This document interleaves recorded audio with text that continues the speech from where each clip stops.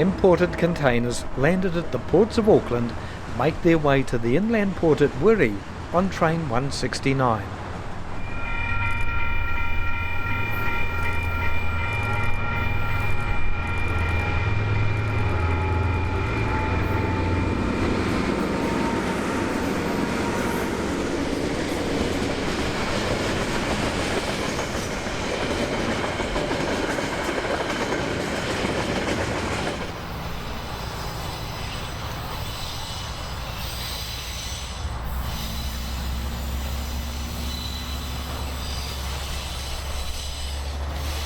Train 134, with its load of steel billet, bound for Pacific Steel in Otahuhu.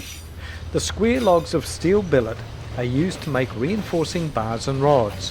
Each IP class wagon can carry 61 tonnes of steel, giving a gross weight of 80 tonnes, being the heaviest loads carried on the network.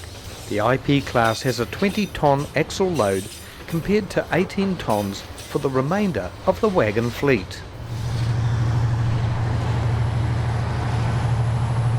The empty Northern Explorer was relocated to Wellington during the Level 4 lockdown and awaits a return date to service.